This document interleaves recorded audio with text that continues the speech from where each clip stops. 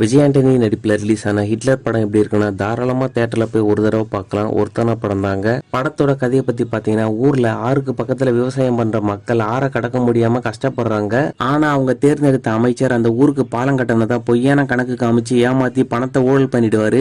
நம்ம விஜய் ஆண்டனிக்கு கோர்ட் மூலியமா நீதி கிடைக்காது. அதனால எலெக்ஷனுக்கு செலவு பண்றதுக்காக அவங்க எடுத்துட்டு வர காசை நம்ம விஜய் ஆண்டனி அவங்களை ஏமாத்தி எடுத்துட்டு போய் அவங்களுக்கு தேவையான பணத்தை அவரே கட்டிப்பாரு. படத்துல நடிச்ச நடிகர் நடிகைகள் எல்லாருமே சிறப்பா நடிச்சிருந்தாங்க. குறிப்பா விஜய் ஆண்டனியும் கௌதம் வாசுதேவனும் ரொம்பவே நல்லா பண்ணியிருந்தாங்க. காமெடி மற்றும் லவ் சீன்ஸ் இன்னும் கொஞ்சம் நல்லா இருந்தா படம் சூப்பராகவே இருந்திருக்கும். பேக்ரவுண்ட் மியூசிக் அண்ட் சாங்ஸும் இன்னும் கொஞ்சம் நல்லா பண்ணிருக்கலாம். நம்ம விஜய் ஆண்டனியோட ரீசெண்டா ரிலீஸ் ஆன மழை பிடிக்காத மனிதனை விட இந்த ஹிட்லர் படம் ரொம்பவே நல்லா இருக்கு. விளம்பரமே இல்லாம இந்த படத்தை ரிலீஸ் பண்ணிருக்காங்க. ஓவராலா படம் எப்படி இருக்குன்னா தாராளமா தியேட்டர்ல போய் ஒரு தடவை பார்க்கலாம். ஒருத்தான படம் தாங்க. நம்ம விஜய் ஆண்டனியோட இந்த ஹிட்லர் படத்தோட ரிவ்யூ உங்களுக்கு பிடிச்சிருந்தா இந்த வீடியோக்கு ஒரு லைக்கை போட்டு விட்டுருங்க.